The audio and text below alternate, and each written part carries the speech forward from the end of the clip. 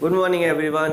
In this lecture we are going to study about the spectrum. Basically हम बात करने वाले हैं यहाँ पे स्पेक्ट्रम के बारे में। ऐसा स्पेक्ट्रम मतलब क्या होता है, हमने देखा था कि ईएम स्पेक्ट्रम भी हमने देखा था कि डिफरेंट डिफरेंट लाइट्स में उसका मतलब क्या है, डिफरेंट लाइट्स में उसका सिस्टमेटिक अरेंजमेंट होना किस बेसिस पे, इंक्रीजिंग वेवलेंथ या डिक्रीजिंग फ्रीक्वेंसी के बेसिस पे, है ना। सो यहाँ जो हम पढ़ने वाले हैं वो क्या है, बेसिकली एमिशन स्पेक्ट्रम और एब्जॉर्प्शन स्पेक्ट्रम, दो टाइप के स्पेक्ट्रा होते हैं। अब देखो बेसिकली आपको बताओ, व्हाइट लाइट जो है वो 7 कलर से मिलकर बनती है, विबग्योर से हम बोलते हैं ना। और ब्लैक जो कलर होता है, ब्लैक कलर नहीं होता बेसिकली, है ना। जहाँ कोई लाइट नहीं है मतलब वहाँ, जहाँ कोई कलर नहीं है मतलब वहाँ ब्लैक है, बस सीधी सी बात है, आपको याद रखना है। दूसरा, ये जो स्पेक्ट्रम है ना, वो बेसिकली फर्स्ट डिफाइन करेंगे हम एमिशन स्पेक्ट्रम, है ना। ये स्पेक्ट्रम कब स्टडी करे जाते हैं, स्पेक्ट्रा स्टडी होते हैं जब व्हाइट लाइट को हमें डिफरेंट जो है लाइट्स में उस वापस से ब्रेक डाउन करना हो, किसकी, on the basis of their wavelength, है ना। On the basis of their wavelength पे ही हम उसको डिफरेंशिएट कर पाएंगे इजिली, ठीक है। सो व्हाइट लाइट को जब ब्रेक डाउन करना हो डिफरेंट कलर्स में, तब जो सीक्वेंस निकल के आता है उसको हम बोलते हैं बेसिकली स्पेक्ट्रम। तो इसमें जो फर्स्ट टाइप है स्पेक्ट्रम का, ये भी देखेंगे हम क्या स्पेक्ट्रम है और क्यों इसको पढ़ा जाता है, और इसके पीछे जो डिस्कवरी हुई थी, है ना, इसके स्पेक्ट्रम की मदद से हम काफ़ी सारी चीज़ें जो हमारी एप्लीकेशन है वो भी देखेंगे क्या कहाँ कहाँ यूज़ होता है। और बेसिक जो डिस्कवरी थी वो डिस्कवरी ऑफ हीलियम थी ऑन द सन, है ना। इसकी मदद से, स्पेक्ट्रोस्कोपी की मदद से डिस्कवरी गई थी। स्पेक्ट्रोस्कोपी मतलब ये जितना भी स्पेक्ट्रस हम पढ़ते हैं, एनएमआर होता है, आईआर होता है, काफ़ी सारे स्पेक्ट्रस है, वो उन सब की स्टडी को हम बोलते हैं बेसिकली स्पेक्ट्रोस्कोपी। सो स्टार्ट करते हैं हम यहाँ से कि एमिशन स्पेक्ट्रा क्या है बेसिकली, ना। फर्स्ट एमिशन पढ़ेंगे, एब्जॉर्प्शन स्पेक्ट्रम पढ़ेंगे। पहले एमिशन की बात करेंगे। एमिशन में फर्स्ट टाइप है हमारे पास continuous spectrum. Continuous spectrum, basically continuous spectrum तो बेसिक है कि हाँ, ये जनरली यूज होता है हमारे सीधा व्हाइट लाइट को जो है कन्वर्ट करने के लिए डिफरेंट वेवलेंथ के अकॉर्डिंग डिफरेंट कलर्स में, कैसे विबग्योर में, है ना। सिंपली अगर मैं बोलूँ कि व्हाइट लाइट मैंने कहीं से भी एमिट करी, इस तरह से व्हाइट लाइट कहीं से भी आ रही है हमारे पास, तो उस व्हाइट लाइट को जब मैं ऐसी किसी चीज पे गिराऊंगा जो कि उसके वेवलेंथ के अकॉर्डिंग डिफरेंशिएट कर पाएगा, है ना। ऐसा सब्सटेंस, मैंने ऐसी चीज यहाँ रखनी है जो इस व्हाइट लाइट में 7 कलर्स है, उनकी सबकी वेवलेंथ डिफरेंट है, तो उनकी वेवलेंथ के अकॉर्डिंग उसको डिफरेंशिएट कर पाए, तो वो सिंपली उसमें हम यूज करते हैं या तो प्रिज्म, है ना, या हम यूज करते हैं प्रिज्म यहाँ पे, या हम यूज करते हैं डाइफ्रैक्शन ग्रेटिंग। ये डाइफ्रैक्शन ग्रेटिंग आप लोगों ने फिजिक्स में शायद पढ़ा हो कि ये बेसिकली कॉम्बिनेशन ऑफ स्लिट्स होता है। कॉम्बिनेशन ऑफ स्लिट मतलब क्या, कॉम्बिनेशन ऑफ स्लिट मतलब क्या, स्लिट यहाँ पे यूज होती है ताकि वो एक डायरेक्शन में ही फ्लो कर पाए, मतलब कि लाइट जो है वो फैले नहीं, सीधा एक ही यूनिट डायरेक्शन बोल सकते हो आप, ना, एक ही डायरेक्शन में फ्लो करे। सो ये स्लिट यूज कर जाती है ताकि वो डायरेक्शन जो उसकी है ना सही से रख पाए, ये स्लिट, इसको बोलते हैं स्लिट, ठीक है। सो कॉम्बिनेशन ऑफ स्लिट को क्या बोलते हैं, डाइफ्रैक्शन ग्रेटिंग। या तो ये यूज कर सकते हो, नहीं तो प्रिज्म यूज होता है, तो जब लाइट इस पे जाएगी इस तरह से, सो डिफरेंट कलर्स में वो फिर ब्रेक डाउन होगी,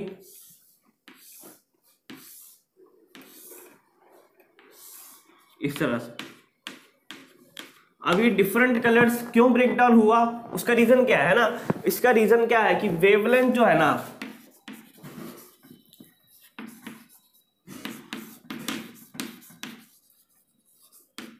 डिफरेंट वेवलेंथ है उनकी, इसी वजह से उनका जो डिफ्लेक्शन है वो डिफरेंट आएगा, है ना। Different wavelength gives different deflection. Main reason ये है इसके पीछे का, इसको अलग होने का रीजन जो है यही है कि हाँ, एक्चुअली में जो है डिफरेंट वेवलेंथ है उनकी, तभी डिफ्लेक्शन जो है वो डिफरेंट आ पा रहा है। डिफ्लेक्शन डिफरेंट आएगा तो डेफिनेटली क्या होगा, यहाँ पे जो चीजें है ये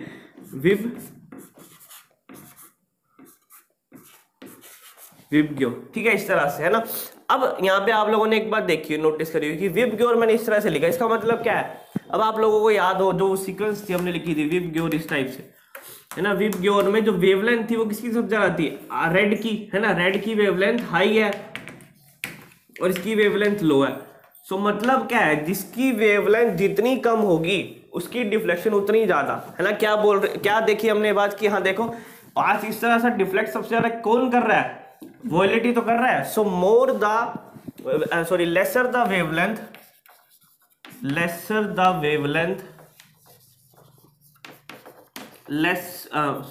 मोर विल बी द डिफ्लेक्शन। ये बात आपको याद रखनी है, more will be the deflection. एक कंक्लूजन हमारे यहां से निकला है ना। दूसरी चीज हमने सीखी कि हाँ एक्चुअली में क्या है, किसके बेसिस पे चीजें, ये सारा क्राइटेरिया हो रहा है, सॉरी किसके बेसिस पे सारा क्राइटेरिया हो रहा है हमारे पास, डिफरेंट वेवलेंथ, क्योंकि डिफरेंट डिफ्लेक्शन डिफरेंट एंगल्स पे डिफ्लेक्शन शो करती है, उसी वजह से इसको डिफरेंशिएट कर पाए हम लोग यूजिंग अ प्रिज्म और डाइफ्रैक्शन ग्रेटिंग। एक बात तो ये, अब देखो इसको कॉन्टिन्यूस क्यों बोला गया?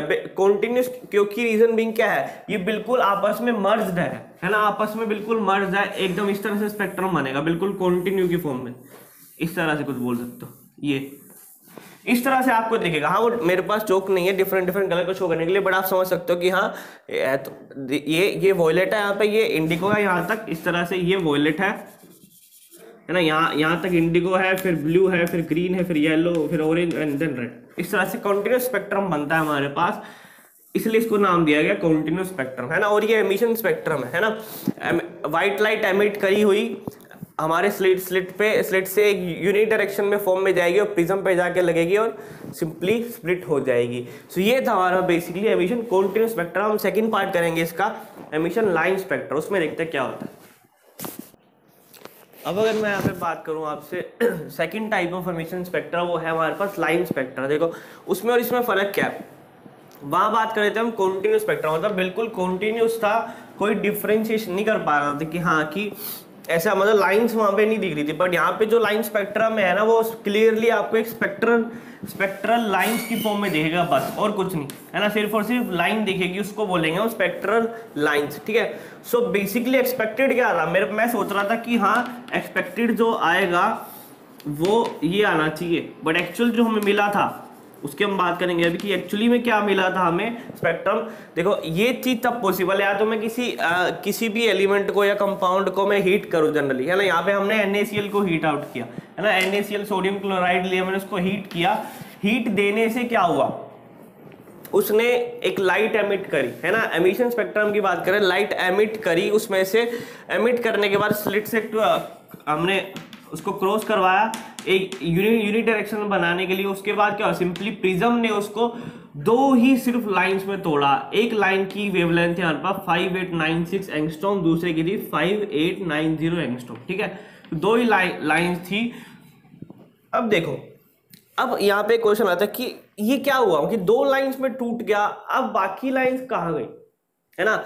बाकी लाइंस क्या है, बाकी लाइंस तो इसी में ही है NaCl ने, बट जो NaCl ने एमिट करी वो दो ही लाइंस थी सिर्फ जो हमको दिख रही है। ऐसा नहीं है कि जो इसने सारी की सारी लाइट एमिट कर दी और प्रिज्म ने उसको सिर्फ दो ही में तोड़ा, ऐसा बिल्कुल नहीं होता। प्रिज्म को जो जितनी लाइट, मतलब जो भी लाइट दोगे उसमें जितनी वेवलेंथ होगी वो सारी की सारी निकाल के एज इट इज आपको दे देगा। बट फर्क कहाँ से आया, फर्क आया इसी से कि हाँ NaCl ने जो एमिट करी लाइट ना, एक्चुअली में उसमें दो ही वेवलेंथ थी बस, और ज्यादा वेवलेंथ नहीं थी, दो वेवलेंथ थी तो दो ही आपको लाइन स्पॉट मिले, कॉन्टिन्यूस भी नहीं मिला, स्पॉट से मिले, इस तरह से दो लाइन मिली जिस तरह। और ये लाइन आपको मिली NaCl की उसमें, है ना, और NaCl और किस रीजन में मिली, किस कलर में मिली, वो मिली येलोइश कलर में, इस तरह से एक लाइन ये और दूसरी लाइन ये स्पेक्ट्रम हमें मिला बस। बाकी सारी जगह डार्क स्पेसिस थे, सारी जगह डार्क स्पेसिस थे। ये तो सारा कलर्ड है। देखो ये जो है ना, ये वाला पोर्शन जो है ये भी कलर्ड है, इस तरह से ये पोर्शन सारा का सारा कलर्ड है हमारे पास, इस तरह से, ठीक है। बट एक्चुअली में नीचे वाला जो पोर्शन है हमारे पास, ये सारा कलर्ड रीजन, कोई डार्क स्पेसिस नहीं है। ये पूरा बना नहीं सकता, मैं सिंपली दिखा रहा हूं। बट ये जो है ना, इसको छोड़ के, इन दो लाइंस को छोड़ के ना, सिर्फ एक लाइन आ रही है किस पे, 5896 पे, दूसरी लाइन कहाँ आ रही है 5890 पे, है ना। तो ये क्या है 5890 वाली, और ये कौन सी है 5896 एंगस्ट्रॉम, ठीक है।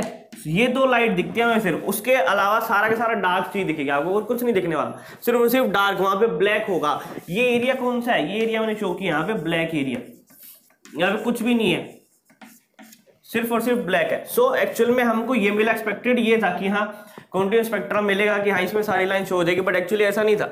जो उसने एमिट करी वही की वही हमें दिखी, है ना, जो उसने एमिट करी वही की वही, बाकी सारी उसने एब्जॉर्ब कर ली, है ना, जो उसने एमिट करी वही की वही दिखी। अब देखो ये था हमारे पास सिंपली एमिशन स्पेक्ट्रम। अब अभी जो स्पेक्ट्रम बना है ना, ये स्पेक्ट्रम हर एक एलिमेंट का डिफरेंट होता है फॉर श्योर, हर एक एलिमेंट के जिस तरह, इसलिए इन जो है ये स्पेक्ट्रम को फिंगरप्रिंट बोला जाता है ना। Spectrum is called as fingerprint of element, fingerprint of element. Reason being क्यों फिंगरप्रिंट कहा गया, क्योंकि इन सब का जो है ना स्पेक्ट्रम जो है वो डिफरेंट रहता है। इसका मतलब क्या है, यहां से सीधी सीधी एप्लीकेशन निकल के आ रही है इसकी कि हाँ अगर मुझे एलिमेंट को जज करना है तो मुझे उसका जो है स्पेक्ट्रम अगर डिफरेंट, हाँ मुझे पता चल गया कि दो चीजें दे रखी है मिक्स करके कि हाँ दोनों का स्पेक्ट्रम अगर डिफरेंट आ रहा है तो डेफिनेटली उसमें दो एलिमेंट होंगे फॉर श्योर है। तो स्पेक्ट्रम इसलिए स्टडी किया था कि हाँ एलिमेंट को जज किया जा सकता है कि एक्चुअली में कितने एलिमेंट्स है, कितने टाइप्स के एलिमेंट्स है, कौन कौन से है, सबका स्पेक्ट्रम क्योंकि अलग अलग है। अब जैसे बात करूं मैं आपसे हीलियम की, हीलियम जब स्टडी किया गया, हीलियम अर्थ से पहले सन पे डिस्कवर हो चुका था। तो सन पे जब हीलियम डिस्कवर्ड हुआ ना तो वो इसी मेथड को यूज करके हुआ था स्पेक्ट्रोस्कोपी। वहां टेलीस्कोप यूज हुआ था जिस टेलीस्कोप में 7 प्रिज्म्स लगे हुए थे। उन्होंने एक सेट बनाया था प्रिज्म्स का ताकि जो सन से रेडिएशन आ रही है ना सीधा, जो सन से रेज आ रही थी वो प्रिज्म पे लगे और प्रिज्म से जो है सारी की सारी जो एमिशन लाइट निकल के एक स्पेक्ट्रम क्रिएट करे और स्पेक्ट्रम को स्टडी कर सके। उस स्पेक्ट्रम को जब स्टडी किया गया तो वो सबसे अलग था। जितने भी कंपाउंड उस टाइम नोन थे वो अराउंड 1808 के अराउंड शायद डिस्कवरी हुई थी इसकी। तो क्या हुआ था उस टाइम भी जितने भी नॉन एलिमेंट्स है ना उनमें से किसी का स्पेक्ट्रम इससे मैच नहीं कर रहा था। इससे ये प्रूव होता है कि हाँ एक्चुअली में जो एलिमेंट डिस्कवर्ड हुआ वो कुछ डिफरेंट ही है इससे, है ना, कुछ डिफरेंट है इससे। और क्योंकि वो सन से डिस्कवर्ड हुआ था और ग्रीक वर्ड में ग्रीक नाम का एक वर्ड है हेलियोस, है ना, हेलियोस होता है ग्रीक सन गॉड को बोलते हैं, ग्रीक के सन गॉड का नाम है हेलियोस। तो हेलियोस और सन से डिस्कवर हुआ था इसलिए इसका नाम दे दिया गया हेलियोस। बाद में इसका नाम चेंज करके क्या, इसका मतलब क्या था, हीलियम रखा गया। बाद में क्या रखा गया, सिंपली हीलियम। सो हीलियम की डिस्कवरी इस तरह से हुई थी। सबसे पहले सन पे हो चुकी थी वो डिस्कवरी, अर्थ पे उस टाइम डिस्कवर नहीं हुआ था, अनडिस्कवर्ड था। सो किसके बेसिस पे डिस्कवर्ड हुआ कि हाँ उसका स्पेक्ट्रम जो है हमें डिफरेंट मिला, कहीं ना कहीं डिफरेंट स्पेक्ट्रम मिला, इसी वजह से क्या हुआ वो डिस्कवर हो चुका। अब एक्चुअली में क्या है, देखो हीलियम के यूजेस क्या क्या है। अगर मैं आपको बोलूँ हीलियम का काफ़ी बड़ा यूज़ आज के उसमें जितने भी NMR स्कैन्स है, MRI स्कैन होते हैं हमारे, उसमें हीलियम यूज़ होता है। दूसरा अगर मैं आपको बोलूँ कि हीलियम की जैसे जो स्कूबा डाइविंग करते हैं, है ना, जो डाइवर्स होते हैं सी के अंदर, उसमें जो टैंक होते हैं ना, टैंक में जो है हीलियम फिल करी जाती है, उसकी एप्लीकेशन भी हम लोग 12th क्लास में पढ़ेंगे सॉल्यूशन चैप्टर में। काफ़ी अच्छी एप्लीकेशन है कि हीलियम क्यों यूज होती है कंपैरेटिवली बाकी गैसेस के। हल्की है उसका रीजन भी होता है कि हाँ एक्चुअली में क्यों। उसके बाद काफ़ी और भी यूजेस है हीलियम के, as a cooling agent use होता है हीलियम। काफ़ी सारे हमारे जो मशीन्स होती है, मशीनरी काफ़ी हैवी लोडिंग मशीनरी होती है, वहाँ पे as a cooling agent helium काम करता है। सो काफ़ी एप्लीकेशन है हीलियम की। सो मेजर जो चीज़ स्पेक्ट्रोस्कोपी पढ़ने का एक ही रीज़न है, एलिमेंट्स का स्ट्रक्चर भी जज होते हैं हायर लेवल पे। जब आप कभी स्टडी करोगे केमिस्ट्री में MSc के टाइम या आफ्टर दैट, उसमें क्या होगा आपको स्पेक्ट्रोस्कोपी पढ़ाई जाती है ताकि उस स्पेक्ट्रोस्कोपी पे हर एक एलिमेंट का, हर एक कंपाउंड का डिफरेंट जो है स्पेक्ट्रल लाइंस हमें मिलता है। NMR होता है, IR, UV, काफ़ी चीज़ें होती है पढ़ने को, ठीक है। सो इसलिए इसका यूज़ है, ये एप्लीकेशन है बेसिक इसको पढ़ने की। सो ये हमारे पास था बेसिकली लाइन स्पेक्ट्रा, जिसमें कॉन्टिन्यूस स्पेक्ट्रम की फॉर्म की जगह हमें सिर्फ और सिर्फ लाइंस इस फॉर्म में मिलती है और हर एक एलिमेंट का जो है स्पेक्ट्रम अलग होगा फॉर, इसलिए इसको क्या बोला जाता है, फिंगरप्रिंट ऑफ एलिमेंट। सो ये था बेसिकली लाइन स्पेक्ट्रा। अब हम बात करेंगे एब्जॉर्प्शन स्पेक्ट्रा की। नाउ अगर मैं बात करूं एब्जॉर्प्शन स्पेक्ट्रम की, एब्जॉर्प्शन स्पेक्ट्रम में बेसिकली क्या होने वाला है, देखो यहाँ पे क्या था, एब्जॉर्प्शन में थोड़ा सा फर्क होगा। एमिशन में हमने यूज किया था जो सब्सटेंस था उसको हीट आउट किया था, बट यहाँ पे एक्चुअली में क्या है, यहाँ पे सब्सटेंस के अंदर से हम व्हाइट लाइट पास ऑन करने वाले हैं। वहां पे सब्सटेंस से हमने लाइट एमिट करवाई थी, यहाँ पे सब्सटेंस के अंदर से लाइट पास ऑन करेंगे। उसके बाद जो लाइट निकलेगी वो फिर प्रिज्म पे जाएगी और फिर हम उसको स्टडी करेंगे इन द स्पेक्ट्रोमीटर, है ना। स्पेक्ट्रोमीटर ऐसा इंस्ट्रूमेंट है जिसमें हम स्टडी करते हैं। सो बेसिक बात क्या है, एमिशन में हम लोग क्या करते थे कि हीट करके सब्सटेंस से जो लाइट निकली उसको स्टडी करते थे, बट यहाँ पे क्या सब्सटेंस के अंदर से लाइट पास ऑन करेंगे, उसके बाद जो एमिट होगी लाइट, है ना, उस स्पेक्ट्रम को सिंपली क्या बोलेंगे हम, एब्जॉर्प्शन स्पेक्ट्रम, क्योंकि एब्जॉर्ब कर रहा है वो लाइट, है ना, जो एब्जॉर्ब कर रहा है वो लाइट सिंपली बस बाकी जो एमिट कर रहा है वो छोड़ देगा। सो अब देखो, अब इसमें बात क्या है, एब्जॉर्प्शन और एमिशन में फर्क हल्का सा क्या आता है, देखो जो उसने लाइट एमिशन के केस में एमिट करी होगी, है ना, कहाँ पे एमिट करी थी NaCl में, अभी देखा हमने कि दो लाइंस थी यहाँ पे, एक 5890 पे, एक 5896 पे, ना, ये दो लाइंस जहाँ पे एमिट करी थी। अब उसी सेम प्लेस पे डिट्टो उसी सेम प्लेस पे उसी वेवलेंथ की लाइट उसने बस उसी वेवलेंथ की लाइट अब उसने एब्जॉर्ब करनी है और बाकी सारी एमिट करेगा। क्या करनी है उसने, एब्जॉर्ब करनी है, बाकी सारी एमिट करेगा ना। जहां पे ये कलर्ड स्पेसिस था पिछली बार, किस केस में, line spectra emission, line emission spectra के केस में, अब एब्जॉर्प्शन स्पेक्ट्रा के केस में क्या होने वाला है, उसी सेम वेवलेंथ पे वो जो है डार्क स्पेसिस मिलेंगे। यहाँ पे कलर्ड लाइन मिल रही थी, यहाँ पे क्या है, ये वाली चीजें क्या है, डार्क स्पेसिस, डार्क लाइन जैसा बोल सकते, जहां पे कोई कलर नहीं, क्योंकि ये तो एब्जॉर्ब कर लिया है NaCl ने, ये तो एब्जॉर्ब कर लिया है ना।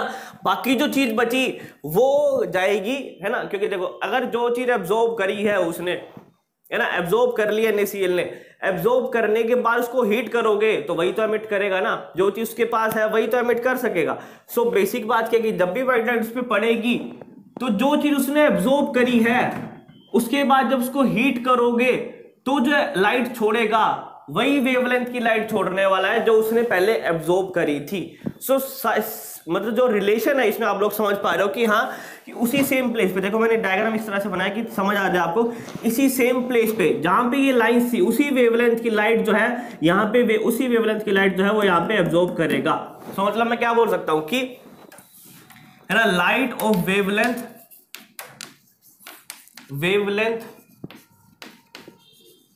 एब्जॉर्ब्ड, है ना, absorbed from white light will be emitted by it when it get heated। जब उसको हीट करोगे तब सिंपली क्या होगा, वो उसी वेवलेंथ की लाइट एमिट करने वाला है जिस वेवलेंथ की लाइट उसने एब्जॉर्ब करी थी। सो मतलब क्या, बिल्कुल उल्टे होंगे।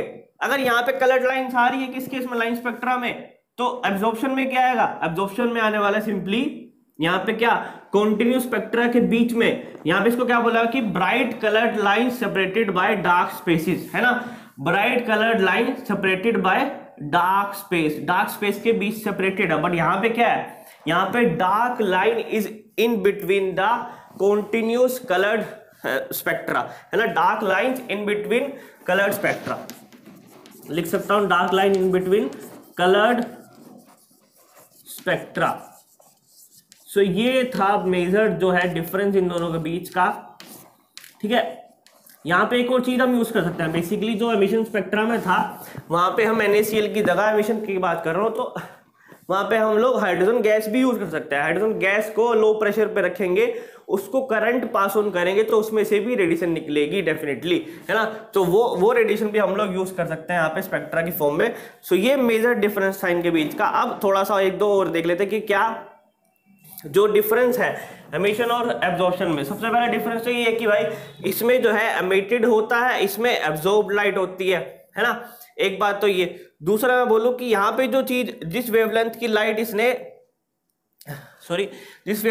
इसने एमिशन स्पेक्ट्रा में एमिट करी थी उसी वेवलेंथ की लाइट एब्जॉर्प्शन स्पेक्ट्रा में एब्जॉर्ब करने वाला है। सो एमिशन स्पेक्ट्रा क्या है कि जब डायरेक्टली क्या हो, सोर्स से लाइट एमिट करवाई जाए तो जब वो स्पेक्ट्रा बनता है उसको बोलते हैं एमिशन स्पेक्ट्रा। अब वरना एब्जॉर्प्शन में क्या है कि लाइट पहले सोर्स पे डाली जाए, सोर्स से फिर एमिट करी जाए, तो उस केस में बनेगा एब्जॉर्प्शन स्पेक्ट्रा। एक बात तो ये। अब एमिशन स्पेक्ट्रा जो होता है उसमें क्या होता है, डिसकंटिन्यूस भी हो सकता है, वो डिसकंटिन्यूस भी हो सकता है। कॉन्टिन्यूस किस केस में होगा, कॉन्टिन्यूस स्पेक्ट्रा केस में, है ना, और डिसकंटिन्यूटी कहाँ आएगी, वो होगी लाइन स्पेक्ट्रा के केस में, है ना। इट कैन बी कॉन्टिन्यूस और ये क्या है, डिसकंटिन्यूस, दोनों हो सकते हैं। डिपेंड करता है कि जो है वो कलर्ड रेडिएशन छोड़ रहा है या किस तरह की रेडिएशन छोड़ रहा है ना। बट अगर इसकी बात करूं एब्जॉर्प्शन, ये तो हमेशा डिसकंटिन्यूस ही होगा भाई, ये कॉन्टिन्यूस नहीं हो सकता है ना। आप देख सकते हो कॉन्टिन्यूस का है ये, बीच बीच में क्या आ गया, डार्क लाइन्स तो आ गई, सो ये कॉन्टिन्यूस नहीं है। सो ये था हमारे पास basically difference between absorption and emission spectra, ठीक है।